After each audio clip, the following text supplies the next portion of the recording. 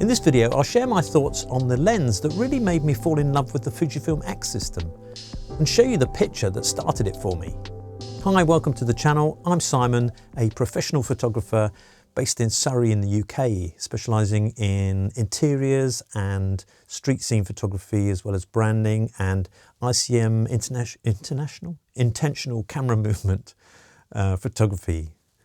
Back in 2022, I bought into the Fujifilm X system with the X-T30 Mark II and the 18 to 55mm kit lens.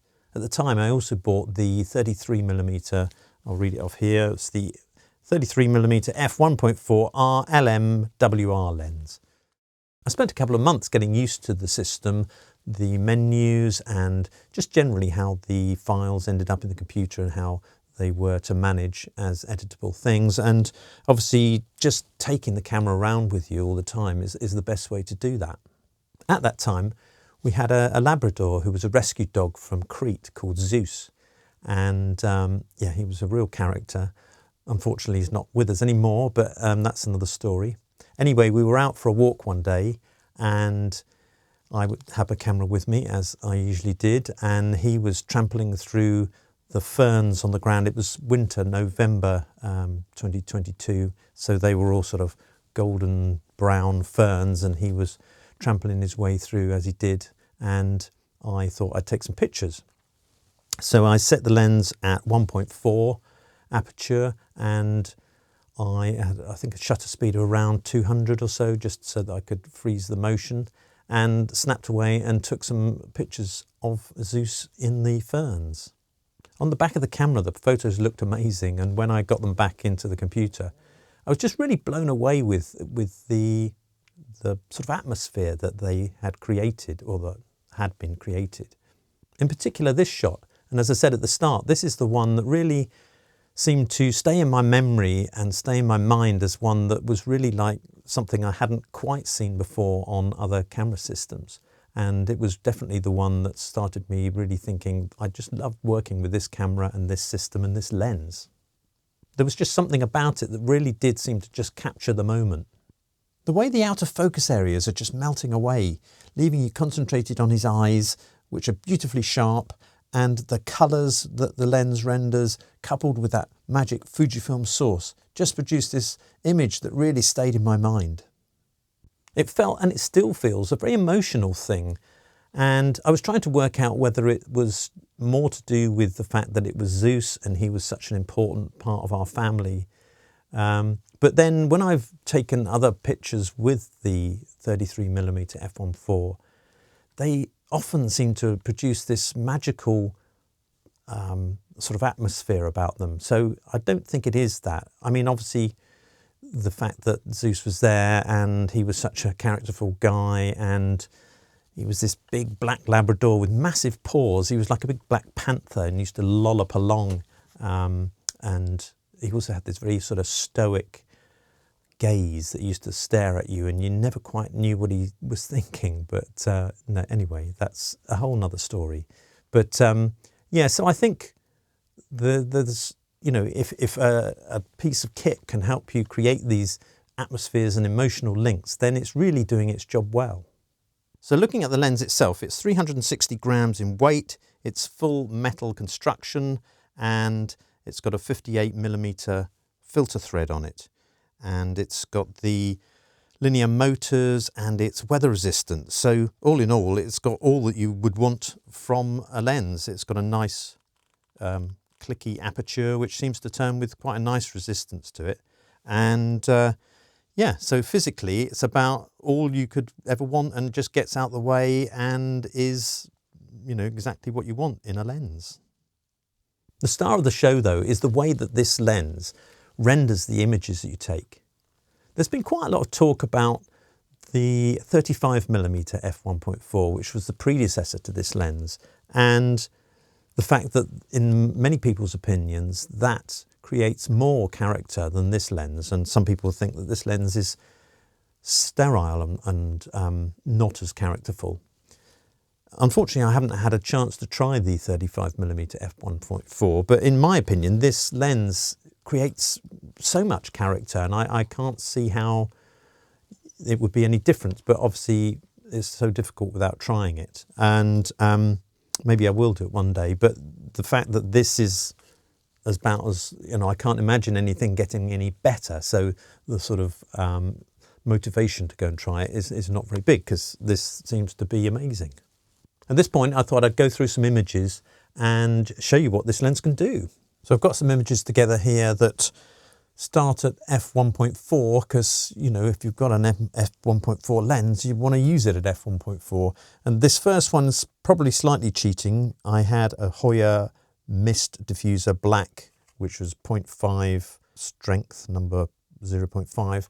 So there's this sort of wonderful blooming effect to the highlights in this image. But I did love the way, again, that the out of focus stuff just sort of falls away. So that was really nice. This next image is of my wife in London, again at 1.4. Just a really nice image, nice colours, and was really happy with that. This is 1.4 as well, another one just showing you the sort of punchiness of the image. You've got really lovely sharp in focus areas and drifting. I mean, the depth of this picture isn't that massive, but you can see even with that, it's really nice. And, it makes you think about the fact that this is an APS-C sensor and we're still getting wonderful depth to our images. Another dog photo just showing you the sharpness around the eye where the focus was, and then everything else is beautifully out of focus. This is a branding shot that I did with my wife. She's a well-being and health coach, and this is shot at 1.4, and quite interesting because you don't think of this sort of lens maybe as doing that sort of environmental portrait type length, but it works really well for that. Here's another one of that particular day, photographing Zeus doing one of his strange side-eye stares. Again, beautiful out of focus, just general wonderful atmosphere. This shot was ruins not far away from us. Just trying out some X-pan type crop. So yeah, just really nice sharpness to it. And that was at f1.8. Moving down, and this is another shot that I did for my wife for her business. That's at f2. Again, really lovely sharpness where it matters, and not so much where it doesn't. This is a sort of practice a wedding getting ready shot at f4. Again, just showing you the lovely rendering and sharpness of the lens. And here, when I was in France last year, was it last year? Yeah, I think so. Lovely colours again, and this is at 5.6, and beautiful detail, and yeah, just really capturing the vibe of the whatever scene you're looking at. That same ruin, a black and white version that I thought looked really nice. Shame they put this fencing around, but hey ho, that cool castle anyway. This is Florence.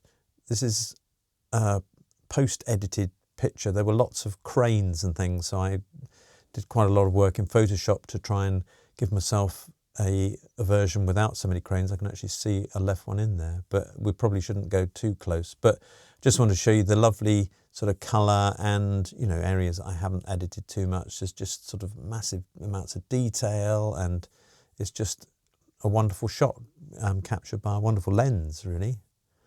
And this is Battersea Power Station in the winter. A bit of a cold, blustery day, but just another shot at f8, just to show you the sort of sharpness that you can get. And again, this one was at f8 recently, just trying to get the sort of texture of all this brickwork and everything. So it's a very versatile lens. And again, in the town near me, a similar sort of day. And then this one just looking out to sea. I mean, this is at f10, and but as these rocks are so close, you still get a bit of depth of field or a bit of blur in the background.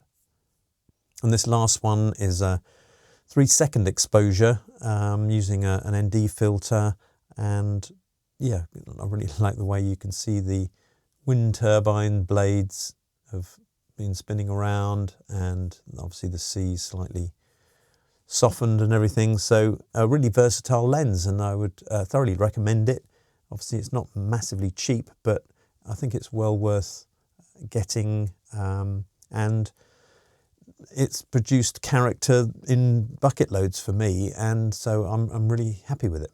I hope you've enjoyed this video and found it interesting and informative, especially if you're looking to make a choice on the 33mm f1.4. Thanks so much for getting to this point in the video. I really appreciate taking the time to listen to my thoughts on this particular lens. I'd be really grateful if you would like and subscribe. Really helps the channel and helps me keep producing this sort of content. And I look forward to seeing you again here soon.